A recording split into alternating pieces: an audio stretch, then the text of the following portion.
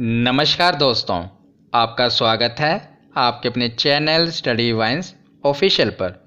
तो आज की इस वीडियो में हम वर्ल्ड ज्योग्राफी का मोस्ट इम्पोर्टेंट टॉपिक सौरमंडल को कवर करेंगे। चाहे आप किसी भी एग्ज़ाम की तैयारी कर रहे हों, सौरमंडल से एक न एक प्रश्न पूछा ही जाता है। और आज की इस वीडियो में आपको बहुत कुछ नया सीखने को मिलेगा, इसीलिए वीडियो को लास्ट तक ज़रूर देखना। तो वीडियो को शुरू करने से पहले मैं आपको बता देता हूं कि आज के इस वीडियो में हम क्या क्या कवर करेंगे। तो पहले हम सौरमंडल के बारे में पढ़ेंगे और उसके बाद सभी ग्रहों के बारे में डिटेल में एक एक करके पढ़ेंगे। जितने भी ग्रह हैं सभी के बारे में, जो भी इम्पोर्टेंट फैक्ट आपके एग्ज़ाम में पूछे जाते हैं, हम उन सभी को कवर करेंगे। और लास्ट में हम इस टॉपिक से रिलेटेड जो भी प्रीवियस ईयर क्वेश्चन पूछे गए हैं वो भी कवर करेंगे। तो पहले हम थ्योरी को पढ़ेंगे, उसके बाद हम प्रीवियस ईयर क्वेश्चन करेंगे, जिससे आपका ये टॉपिक बहुत ही आसान तरीके से कवर हो जाएगा। तो चलिए बिना देरी किए हुए वीडियो को शुरू करते हैं। चलिए वीडियो की शुरुआत करते हैं और सबसे पहले देखते हैं कि सौरमंडल यानी कि सोलर सिस्टम किसे कहते हैं। तो सूर्य सौरमंडल का प्रधान होता है, मुखिया होता है, और सूर्य के चारों ओर चक्कर लगाने वाले विभिन्न ग्रह, क्षुद्र ग्रह, धूमकेतु, उल्का तथा अन्य आकाश पिंडों के समूह को सोलर सिस्टम यानी कि सौरमंडल कहा जाता है, याद रखिएगा। और ये भी पता होना चाहिए कि जो ये सौर प्रणाली है, इसकी सबसे पहले खोज किसने की थी, तो कोपरनिकस ने की थी। ये डायरेक्ट एग्ज़ाम में पूछ लिया जाता है, याद रखिएगा कि सौर प्रणाली की खोज कोपरनिकस ने की थी। अब हम आगे देखते हैं। तो आगे अब हम देखते हैं, जैसा कि आपको पता है कि वर्तमान में कितने बड़े ग्रह हैं। तो सौरमंडल में वर्तमान में 8 बड़े ग्रह हैं। पहले कितने थे? पहले 9 बड़े ग्रह थे, पर प्लूटो को अब बड़े ग्रह की सूची से निकाल दिया गया है, उसे बौने ग्रह के रूप में शामिल कर लिया गया है। तो प्लूटो को आपको पता ही है कि बौने ग्रह की सूची में शामिल कर लिया गया है। अब वर्तमान में 8 बड़े ग्रह हैं, तो अब हम इन्हें देख लेते हैं। तो देखिए, जो ये 8 ग्रह हैं, इन्हें 2 भागों में विभाजित किया गया है। 4 आंतरिक ग्रह हैं, 4 बाहरी ग्रह हैं। आंतरिक यानी कि इनर प्लैनेट और बाहरी आउटर प्लैनेट। तो इन्हें आंतरिक ग्रह और बाहरी ग्रह इसमें विभाजित कौन करता है? तो क्षुद्र ग्रह की पेटी जो आप बीच में देख रहे हैं, यह है क्षुद्र ग्रह यानी कि एस्ट्रॉयड। तो क्षुद्र ग्रह ग्रहों को आंतरिक ग्रह और बाहरी ग्रह में विभाजित करते हैं।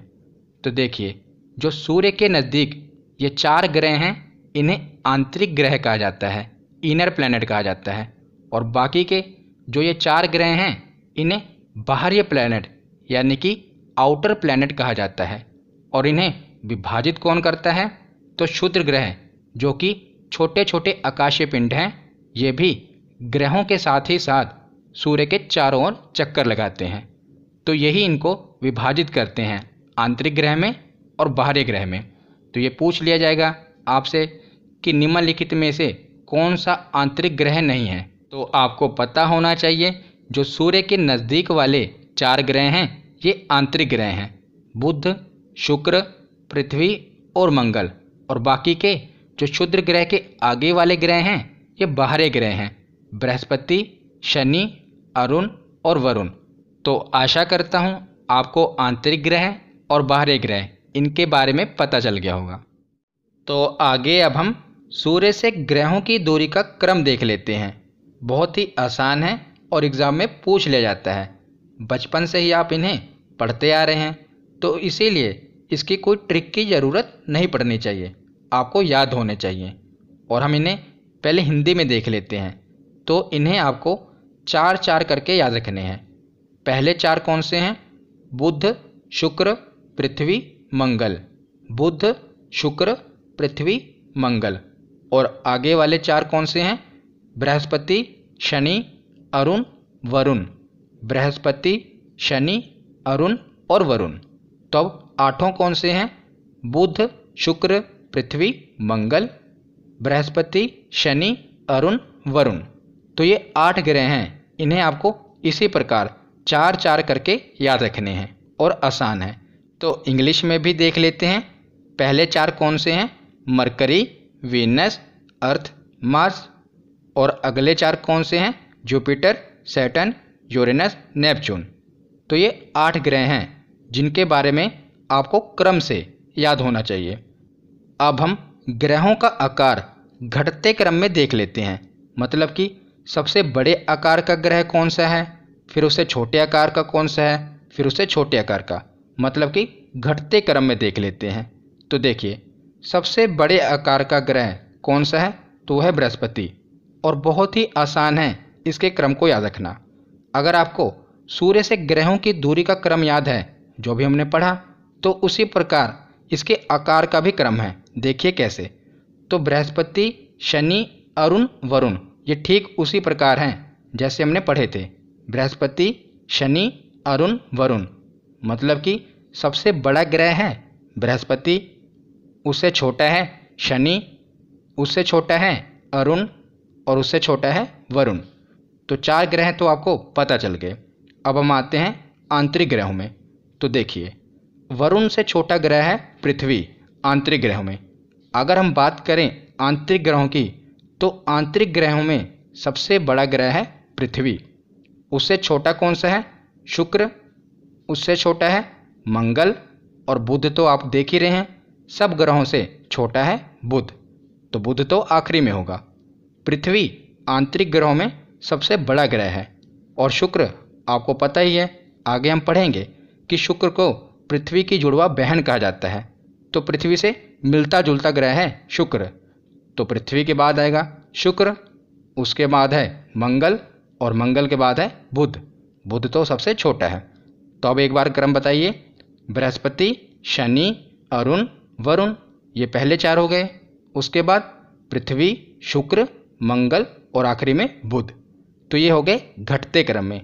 तो अगर आपसे ग्रहों का आकार बढ़ते क्रम में पूछ लें, तो घटते क्रम में अगर आपको याद होगा तो उसी का उल्टा कर देना, वो बढ़ते क्रम में हो जाएगा। बस आपको एक ही बार घटते क्रम में याद रखना है। तो बढ़ते क्रम में ऑटोमेटिकली उसका उल्टा कर देंगे, वो बढ़ते क्रम में हो जाएगा। अब हम आगे देखते हैं। तो ग्रहों के बारे में डिटेल में पढ़ने से पहले आपको एक और तथ्य पता होना चाहिए। वो तथ्य क्या है, पहले हम पढ़ लेते हैं, फिर मैं आपको समझा दूंगा।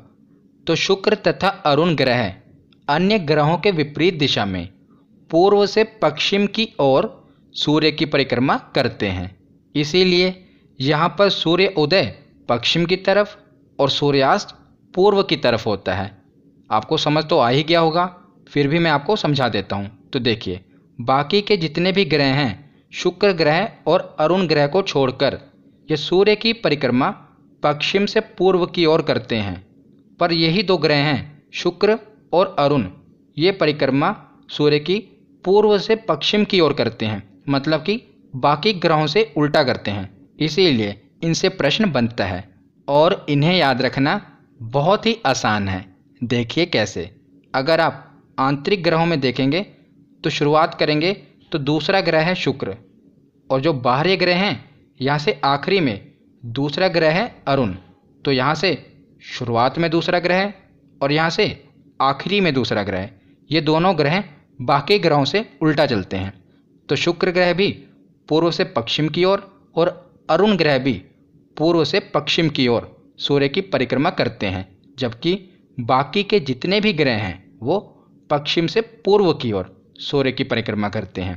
तो याद रखना भी आसान है ना, यहाँ से भी दूसरा और आखिरी से भी दूसरा, शुक्र और अरुण। अब हम आगे देखते हैं। तो आगे अब हम एक एक करके 8 ग्रहों के बारे में डिटेल में पढ़ना शुरू करते हैं।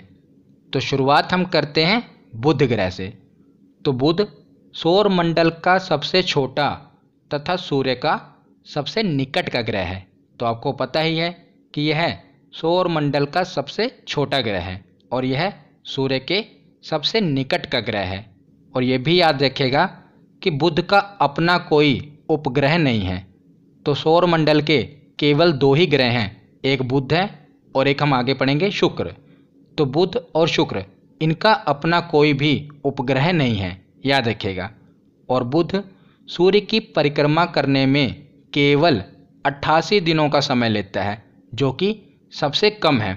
तो यह सूर्य के सबसे नज़दीक है और परिक्रमा करने में भी सबसे कम समय लेता है। कितना दिन लेता है? केवल 88 दिन। तो सभी ग्रहों को पढ़ने के बाद लास्ट वाली स्लाइड में मैं 8 ग्रहों के परिक्रमण काल और परिभ्रमण काल एक ही स्लाइड में कवर कर दूंगा और आपको बता दूंगा कि कौन कौन से आपको याद रखने हैं जो कि एग्ज़ाम के लिए इम्पोर्टेंट है। अभी आप यहाँ पर देख लीजिए। तो बुध वाला तो आपको पता ही होना चाहिए, क्योंकि यह सूर्य की परिक्रमा करने में सबसे कम समय लेता है, केवल 88 दिन। और इसका परिभ्रमण काल यानी कि रोटेशन, तो परिभ्रमण और परिक्रमण मैंने पिछली वीडियो में, सूर्य वाली वीडियो में आपको डायग्राम की सहायता से समझाया था। आपको पता है ना कि परिभ्रमण का मतलब क्या होता है कि कोई भी ग्रह अपने अक्ष पर, जैसे लट्टू को नचाते हैं ना, तो सभी ग्रह अपने अक्ष पर भी रोटेट होते हैं, तो उसे कहते हैं परिभ्रमण काल। और परिक्रमण काल का मतलब कि वो सूर्य की जो परिक्रमा करने में समय लेते हैं उसे कहते हैं परिक्रमण, और परिभ्रमण मतलब अपने अक्ष पर घूमना। तो जो बुध ग्रह है ये सूर्य की परिक्रमा 88 दिनों में पूरी करता है, पर जो ये अपने अक्ष पर घूम रहा होता है तो अपने अक्ष पर एक चक्कर ये 58.6 दिन में करता है।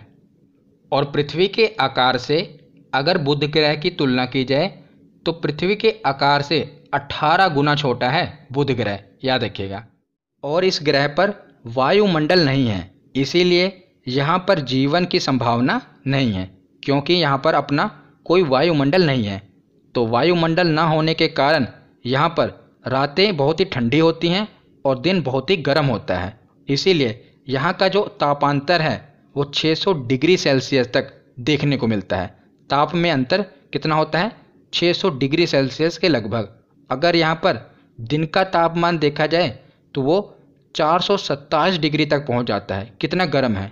और अगर रात का तापमान देखा जाए तो -173 डिग्री सेल्सियस में आ जाता है। तो दिन और रात में कितना फ़र्क होता है, इसीलिए यहाँ पर जीवन की संभावना नहीं है। यहाँ पर वायुमंडल नहीं है, इसीलिए तापमान में बहुत अंतर है, लगभग 600 डिग्री सेल्सियस का, याद रखिएगा। अब हम आगे देखते हैं। तो बुध ग्रह के बाद आगे अब हम आते हैं शुक्र ग्रह पर, यानी कि वीनस। तो यह पृथ्वी का सबसे निकटतम ग्रह है। तो पृथ्वी के सबसे निकट कौन सा ग्रह है? शुक्र ग्रह है। और सबसे चमकीला ग्रह भी शुक्र ग्रह ही है, याद रखिएगा। और यह सौरमंडल का सबसे गर्म ग्रह भी है। तो जब आपसे पूछा जाए कि सौरमंडल का सबसे गर्म और चमकीला ग्रह कौन सा है, तो शुक्र ग्रह है। और जैसा कि मैंने आपको बताया कि बुध और शुक्र इनका अपना कोई भी उपग्रह नहीं है, तो केवल सौरमंडल के 2 ही ग्रह हैं, बुध और शुक्र, जिनका अपना कोई भी उपग्रह नहीं है, याद रखिएगा। और शुक्र ग्रह अन्य ग्रहों के विपरीत दिशा में पूर्व से पश्चिम की ओर सूर्य की परिक्रमा करता है, जैसा कि मैंने आपको पहले ही बता दिया। इसीलिए यहाँ पर जो सूर्य उदय होता है वो पश्चिम में होता है और जो सूर्य अस्त होता है वो पूर्व में होता है, क्योंकि ये अन्य ग्रहों के विपरीत दिशा में अपना सूर्य की परिक्रमा करता है। इसीलिए यहाँ पर सूर्यास्त और सूर्य उदय भी अन्य ग्रहों के विपरीत दिशा में होते हैं, याद रखिएगा। और शुक्र को पृथ्वी की बहन और भगिनी ग्रह भी कहते हैं। तो जब भी पूछा जाए कि पृथ्वी का जुड़वा ग्रह किसे कहते हैं, पृथ्वी की बहन किसे कहते हैं, भगिनी ग्रह किसे कहते हैं, तो सभी शुक्र को ही कहते हैं, क्योंकि यह आकार, घनत्व और व्यास में लगभग पृथ्वी के समान है। इसीलिए इसे पृथ्वी का जुड़वा ग्रह या पृथ्वी की बहन या भगिनी ग्रह कह देते हैं, क्योंकि यह आकार में, घनत्व में और व्यास में भी लगभग पृथ्वी के समान दिखाई पड़ता है, इसीलिए। और शुक्र ग्रह के वातावरण में सल्फ्यूरिक अम्ल बहुत ही अधिक मात्रा में पाया जाता है, याद रखिएगा। और साथ ही साथ शुक्र ग्रह को सांझ का तारा या भोर का तारा कहा जाता है। ये तो बहुत बार एग्जाम में पूछा गया है कि सांझ का तारा या भोर का तारा किसे कहा जाता है, तो शुक्र ग्रह को सांझ का तारा या भोर का तारा कहा जाता है, याद रखिएगा। और यह सौरमंडल का सबसे गर्म ग्रह है, इसीलिए यहाँ पर भी जीवन की संभावना नहीं है। अब हम आगे देखते हैं। तो बुध, शुक्र, शुक्र के बाद क्या है? पृथ्वी यानी कि अर्थ। तो सौर मंडल का एकमात्र ग्रह है जहाँ पर जीवन है, यह है हमारी पृथ्वी। ये सौर मंडल का एकमात्र ऐसा ग्रह है जहाँ पर जीवन है। और पृथ्वी पर जल की उपस्थिति के कारण यह अंतरिक्ष से नीली दिखाई देती है, इसीलिए इसे नीला ग्रह कहा जाता है, क्योंकि हमारी पृथ्वी पर लगभग 71% जल है, इसीलिए यह अंतरिक्ष से नीली दिखाई पड़ती है और इसे नीला ग्रह कहा जाता है। और जो हमारी पृथ्वी है ये अपने अक्ष पर 23.5 डिग्री झुकी हुई है, ये सीधी नहीं है, अपने अक्ष पर 23.5 डिग्री झुकी हुई है, इसीलिए यहाँ पर मौसम में परिवर्तन होता है इसके 23.5 डिग्री झुके होने के कारण। और बात करें अगर पृथ्वी के व्यास की यानी कि डायमीटर की, तो पृथ्वी का विषुवतीय व्यास यानी कि हॉरिजॉन्टली देखा जाए, पूर्व से पश्चिम की ओर देखा जाए, तो पृथ्वी का व्यास है 12,756 किलोमीटर। और अगर ध्रुवीय व्यास देखा जाए, उत्तर से दक्षिण की ओर देखा जाए, तो ये है 12,714 किलोमीटर। याद रखिएगा, विषुवतीय व्यास है 12,756 और ध्रुवीय व्यास है 12,714 किलोमीटर। ये याद रखिएगा, एग्जाम में पूछा गया है। उसके बाद देखते हैं कि जो पृथ्वी है यह अपने अक्ष पर 1610 किलोमीटर प्रति घंटा की चाल से घूमती है। कितनी की चाल से? 1610 किलोमीटर प्रति घंटा। और मैंने आपको बता ही दिया कि सभी ग्रह पश्चिम से पूर्व की दिशा में घूमते हैं, केवल 2 ग्रहों को छोड़कर। कौन कौन से? शुक्र और अरुण। तो पृथ्वी भी पश्चिम से पूर्व की दिशा में घूमती है। उसके बाद देखते हैं कि जो ये पृथ्वी है 1610 किलोमीटर प्रति घंटे की चाल से घूमती है, जिस कारण यह 23 घंटे 56 मिनट और 4 सेकंड में अपना एक चक्कर पूरा करती है अपने अक्ष पर, इसीलिए हम लगभग 24 घंटे का एक दिन मानते हैं। तो हमने ये देख लिया कि पृथ्वी अपने अक्ष पर लगभग 24 घंटे में एक चक्कर लगाती है। अब हम ये देखते हैं कि पृथ्वी सूर्य का एक चक्कर कितने दिनों में लगाती है। तो पृथ्वी सूर्य का एक चक्कर 365 दिन 5 घंटे 48 मिनट और 46 सेकंड में लगाती है। तो आपको ये पूरा याद होना चाहिए कि 365 दिन 5 घंटे 48 मिनट और 46 सेकंड, क्योंकि ये एग्ज़ाम में पूछा गया है। हमको ये तो पता है कि लगभग 365 दिनों में एक चक्कर लगाती है, क्योंकि 365 दिनों का ही एक साल होता है। इतने दिनों में ही पृथ्वी सूर्य का एक चक्कर लगाती है। तो 365 दिन और लगभग 6 घंटे, तो हम एक साल मानते हैं 365 दिनों का। पर 4 सालों बाद आपको पता है कि एक दिन और बढ़ जाता है। क्यों बढ़ जाता है? क्योंकि जो ये 6 घंटे हैं, अगर आप इसे 4 से मल्टीप्लाई कर देंगे, मतलब कि 4 सालों में ये लगभग 24 घंटे के बराबर हो जाएगा, और 24 घंटे का एक दिन होता है। तो इसीलिए 4 सालों बाद लीप ईयर आता है और फरवरी 28 की जगह 29 दिन की हो जाती है, और साल में 366 दिन होते हैं। क्योंकि जो यही 6 घंटे हैं, एक साल में 6 घंटे, तो 4 साल में 24 घंटे, और 24 घंटे का एक दिन होता है, तो एक दिन बढ़ जाता है। इसीलिए क्योंकि जो पृथ्वी सूर्य का चक्कर लगाती है ये 365 दिन और लगभग 6 घंटों में लगाती है। तो आशा करता हूँ आपको क्लियर हो गया होगा और ये पूरा आपको याद होना चाहिए। और पृथ्वी सूर्य की परिक्रमा करने में जो समय लगाती है इसे सौर वर्ष कहते हैं, याद रखिएगा। उसके बाद देखते हैं कि पृथ्वी का एकमात्र उपग्रह कौन सा है? तो चंद्रमा। तो चंद्रमा ही पृथ्वी का एकमात्र उपग्रह है, और चंद्रमा को रात की रानी भी कहा जाता है। तो ये क्वेश्चन एग्जाम में पूछा गया है कि किस खगोलीय पिंड को रात की रानी कहा जाता है। तो याद रखिएगा, चंद्रमा को रात की रानी कहा जाता है। आगे अब हम देखते हैं, बहुत ही इम्पोर्टेंट कंसेप्ट है ये, ध्यान से सुनिएगा, बहुत बार एग्जाम में पूछा गया है, इसीलिए ध्यान से सुनिएगा। तो जो हमारी पृथ्वी है ये सूर्य के चारों ओर दीर्घवृत्ताकार पथ में चक्कर लगाती है। तो ऐसी स्थिति में क्या होता है कि कई बार क्या होता है कि पृथ्वी सूर्य से काफ़ी निकट होती है, और कई बार क्या होता है कि पृथ्वी सूर्य से काफ़ी दूर होती है। तो देखिए, यही पूछा जाता है कि अधिकतम दूरी और न्यूनतम दूरी।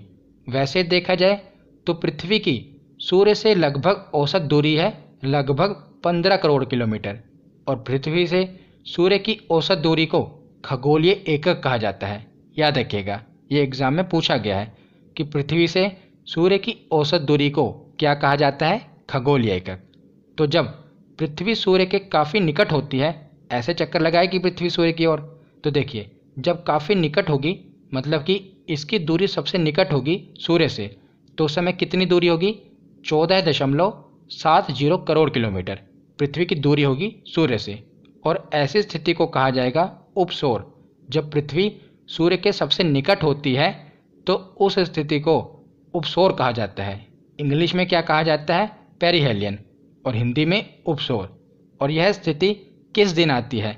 तो हर वर्ष 3 जनवरी को पृथ्वी सूर्य के सबसे निकट होती है। कब?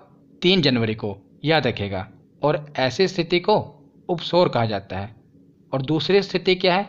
जब पृथ्वी सूर्य से अधिकतम दूरी पर होती है, मतलब कि सबसे अधिक दूरी पर, तो उस स्थिति को अपसौर कहा जाता है। इंग्लिश में एफेलियन कहा जाता है। और ऐसी स्थिति में पृथ्वी की सूर्य से दूरी होती है 15.21 करोड़ किलोमीटर। वैसे देखा जाए तो औसत दूरी है लगभग 15 करोड़ किलोमीटर, पर इस स्थिति में दूरी हो जाएगी 15.21 करोड़ किलोमीटर। इस स्थिति में पृथ्वी की दूरी सूर्य से अधिकतम होती है, तो इसे कहा जाएगा अपसौर। और यह हर वर्ष 4 जुलाई को होता है, जब पृथ्वी की दूरी सूर्य से सबसे अधिक होती है। याद रखिएगा। तो आपसे एग्जाम में ये पूछा जाएगा कि जब पृथ्वी की दूरी सूर्य से सबसे अधिक होती है तो ऐसी स्थिति को क्या कहा जाएगा? तो ऐसी स्थिति को अपसौर कहा जाएगा। और इसे याद रखना बहुत आसान है। देखिए कैसे। तो पृथ्वी की दूरी सूर्य से अधिक होगी ना, अधिक, तो अधिक से आ से शुरू हो रहा है, तो अपसौर भी आ से ही शुरू हो रहा है। देखिए अपसौर आ से शुरू हो रहा है ना, अधिक भी आ से शुरू हो रहा है। और दूसरी स्थिति क्या है? जब सबसे कम है तो उपसौर। तो आप इसी में कंफ्यूज होंगे कि उपसौर आएगा या अपसौर आएगा। तो जब पृथ्वी की दूरी सूर्य से अधिक होगी तो वो होगा अपसौर, और जब सबसे कम होगी तो होगा उपसौर। तो उपसौर और अपसौर ये तो आप ट्रिक से याद रख लेंगे। पर अगर आपसे डेट पूछ ली जाए कि बताइए जब पृथ्वी सूर्य के सबसे निकट होती है तो किस दिन होती है, तो वहाँ पर 3 जनवरी भी दिया होगा, 4 जुलाई भी दिया होगा। तो इसे भी याद रखना आसान है। अगर आप जनवरी और जुलाई में कंफ्यूज होंगे तो देखिए, जब पृथ्वी की दूरी सूर्य से निकट होगी तो दिन भी, यानी कि जो वर्ष का महीना है वो भी पहले ही आएगा। तो जनवरी जुलाई से पहले आता है। यहाँ पर क्या है? पृथ्वी सूर्य के निकट है तो महीना भी पहले ही आ जाएगा। और अगर पृथ्वी की दूरी सूर्य से दूर है, सबसे अधिकतम दूरी है, तो जो महीना है वो भी बाद में आएगा। तो ये एक ट्रिक है कि अगर पृथ्वी निकट है सूर्य के सबसे तो महीना भी पहले आएगा, जनवरी आएगा। और अगर पृथ्वी सूर्य से दूर है तो महीना भी बाद वाला आएगा। और देखिए डेट में भी निकट वाले केस में डेट भी पहले वाली है 3, और उसमें क्या है? अधिक वाले केस में डेट भी ज़्यादा है, 3 के बाद ही आएगा 4। तो कंफ्यूज मत होना, जब भी निकटतम वाली बात आए तो महीना भी सबसे निकट वाला, सबसे पहला वाला, और जब अधिकतम वाला बात आए तो महीना भी बाद वाला, यानी कि जुलाई आएगा। तो इससे आपको पता रहेगा। अब हम आगे देखते हैं। तो पृथ्वी के बाद आगे अब हम आते हैं मंगल ग्रह पर, यानी कि मार्स। तो पृथ्वी के बाद अगर कहीं पर जीवन की संभावना है तो वह है मंगल ग्रह। पृथ्वी पर तो जीवन है ही, पर पृथ्वी के बाद अगर कहीं पर जीवन की संभावना देखी जा रही है तो वह है मंगल ग्रह। और मंगल ग्रह को लाल ग्रह कहा जाता है। लाल ग्रह क्यों कहा जाता है? क्योंकि यहाँ पर आयरन ऑक्साइड की मात्रा बहुत अधिक मात्रा में पाई जाती है, इसीलिए इसे लाल ग्रह कहा जाता है। यह लाल रंग का देखने में प्रतीत होता है। और मंगल ग्रह अपने अक्ष पर 25 डिग्री के कोण पर झुका हुआ है।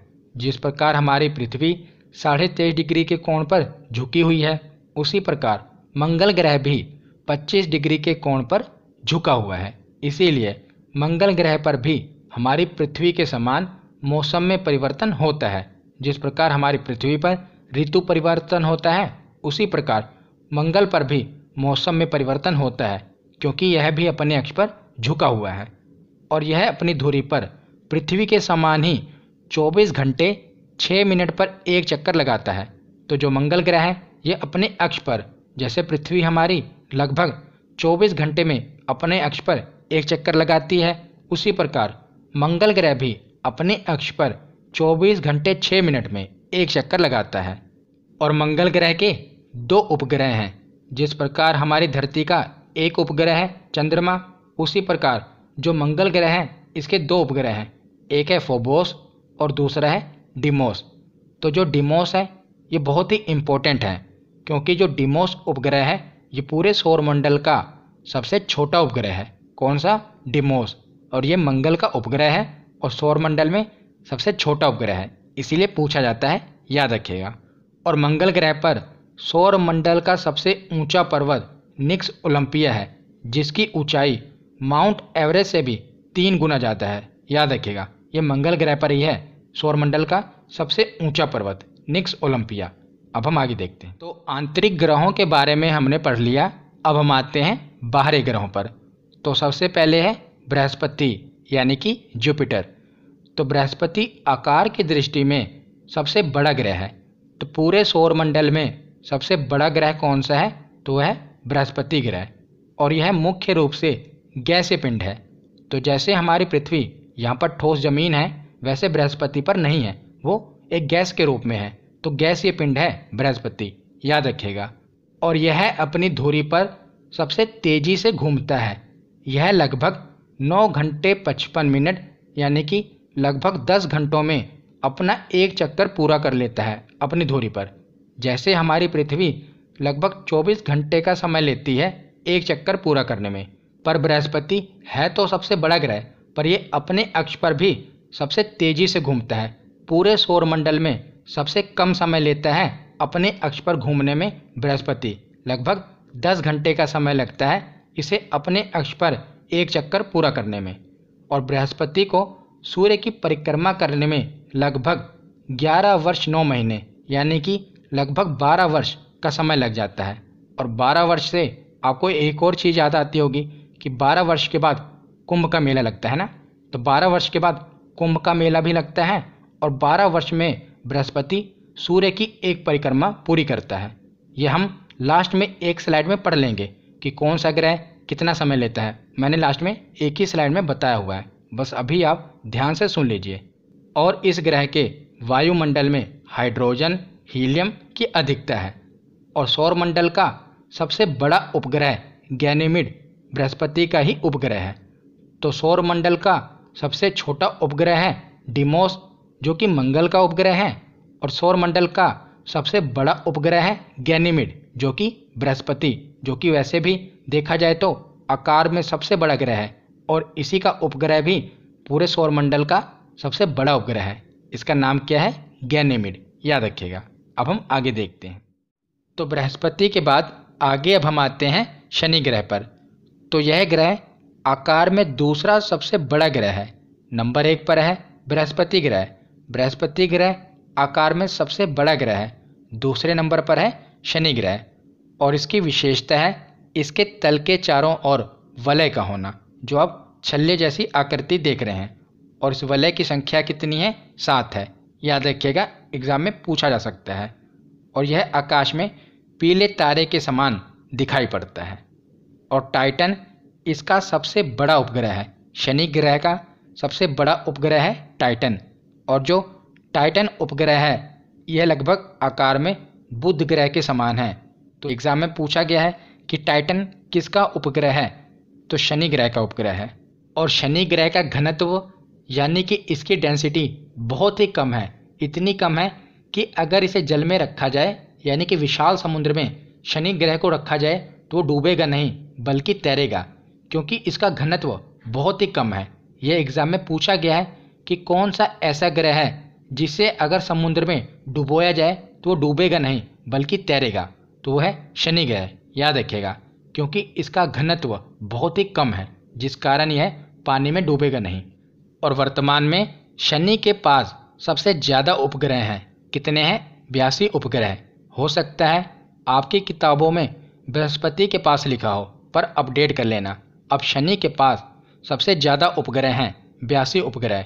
आज से 2 साल पहले सबसे ज़्यादा उपग्रह बृहस्पति के पास थे, पर 2019 में खगोलविदों ने शनि की परिक्रमा करते हुए 20 नए उपग्रहों की खोज की, जिस कारण अब शनि के उपग्रह बढ़कर हो गए हैं 82 उपग्रह।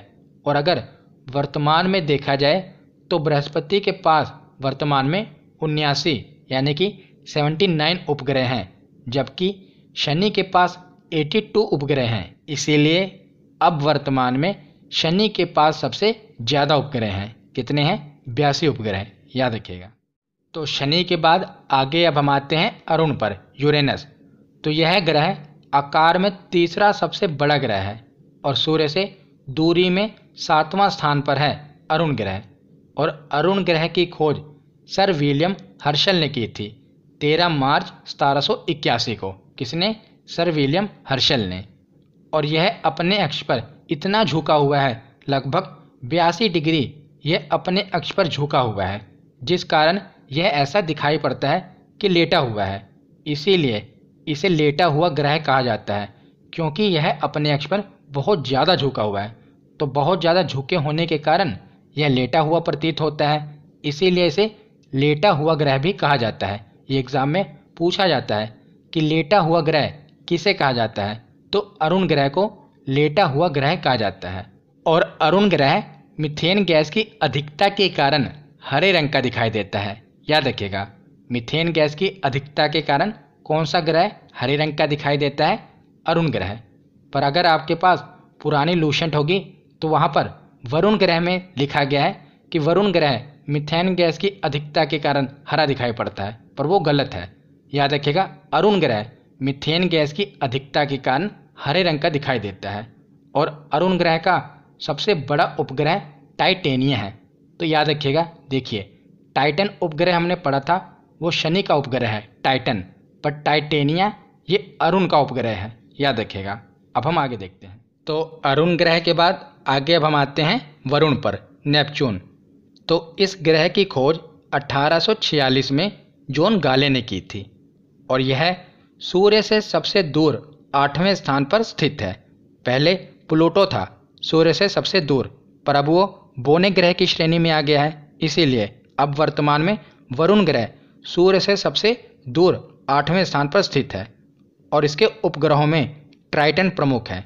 तो देखिए, शनि का उपग्रह है टाइटन, अरुण का उपग्रह है टाइटेनिया और वरुण का उपग्रह है ट्राइटन। इसमें आप कंफ्यूज मत होना, अक्सर एग्जामिनर इसमें हमें कंफ्यूज करता है।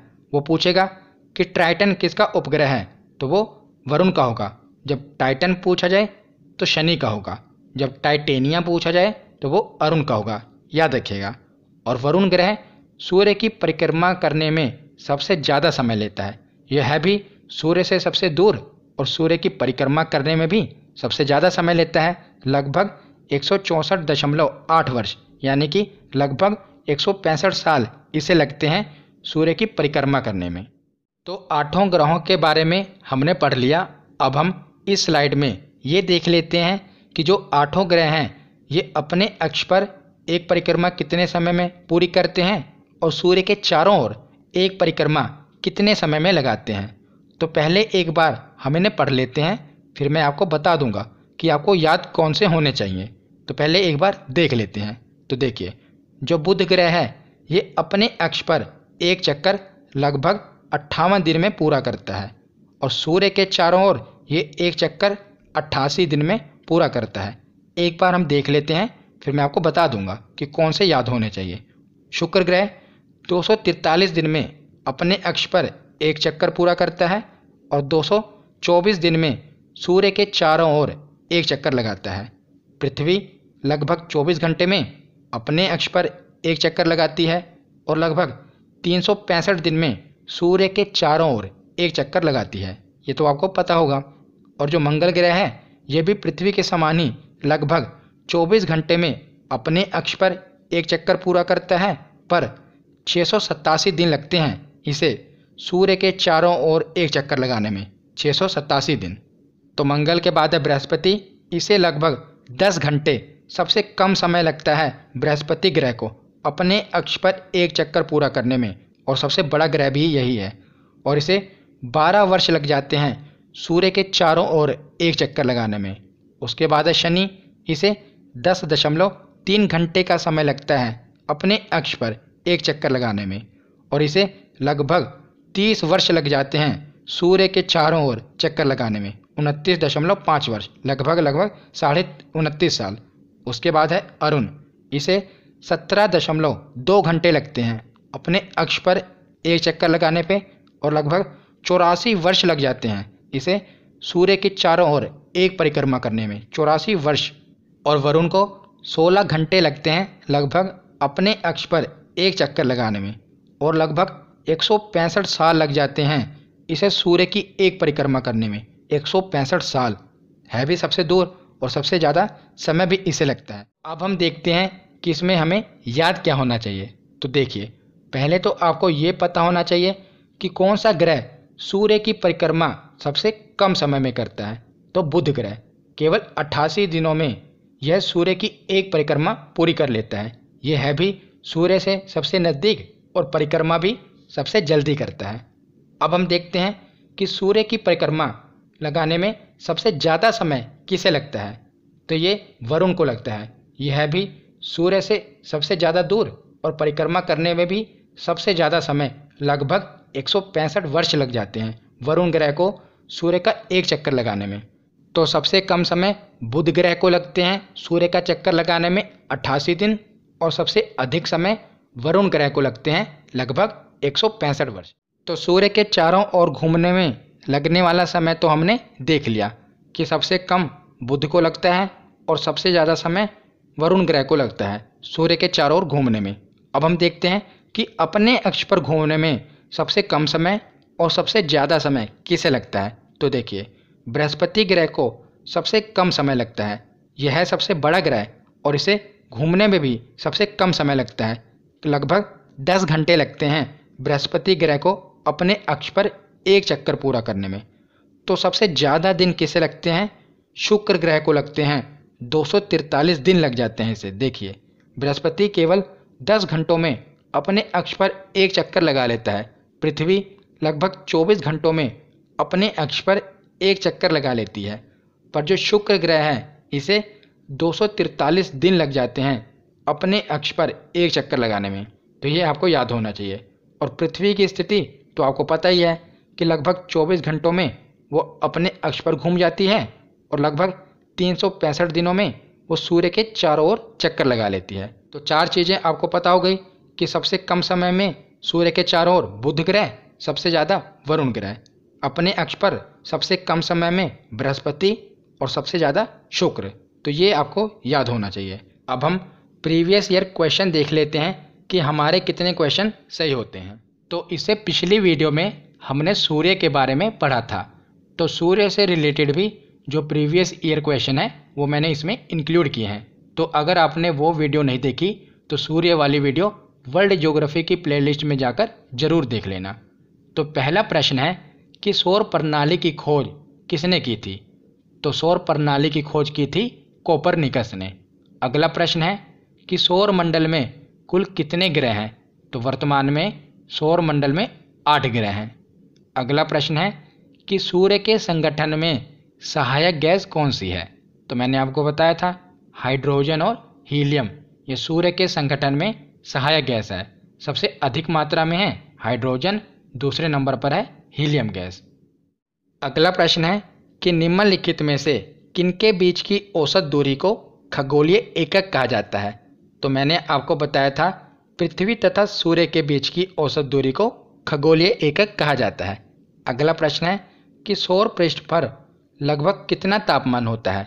तो मैंने पिछली वीडियो में बताया था सौर पृष्ठ मतलब कि सौर के प्रकाश मंडल की बात हो रही है। तो सौर के प्रकाश मंडल पर कितना तापमान होता है? तो लगभग 6000 डिग्री सेल्सियस तापमान होता है। अगला प्रश्न है कि बुध नक्षत्र में एक वर्ष में दिनों की संख्या कितनी होती है?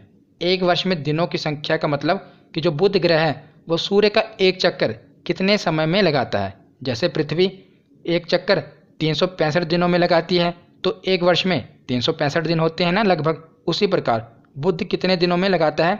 तो बुध ग्रह 88 दिनों में लगाता है, जो कि पूरे सौर मंडल में सबसे कम दिन है बुध ग्रह के। अब हम आगे देखते हैं।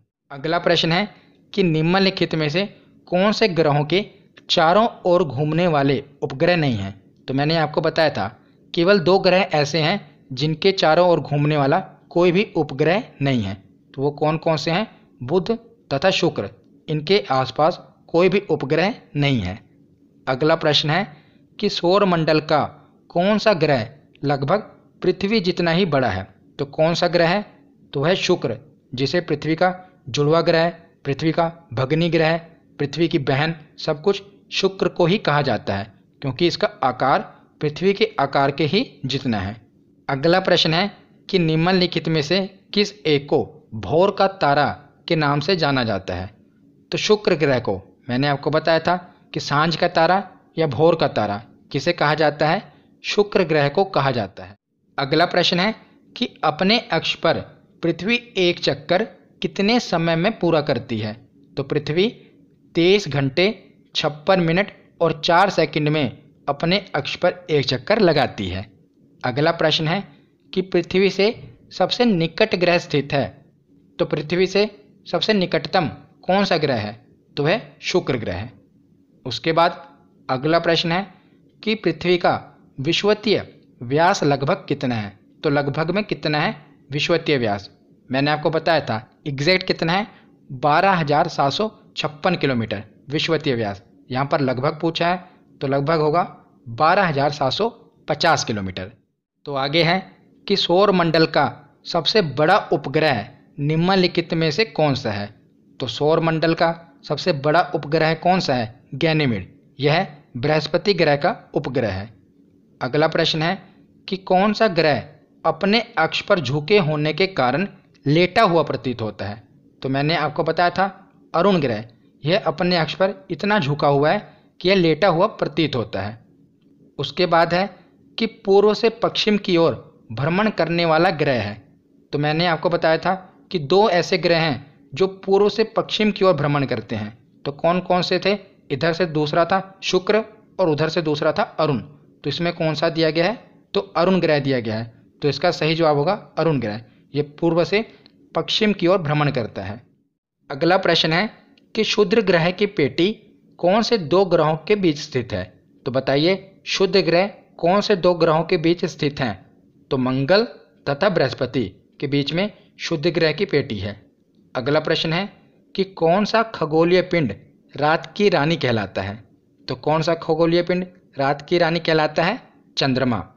अगला प्रश्न है कि पृथ्वी के अलावा कौन से ग्रह में जीवन की संभावना है? तो इसका सही जवाब क्या होगा? मंगल ग्रह।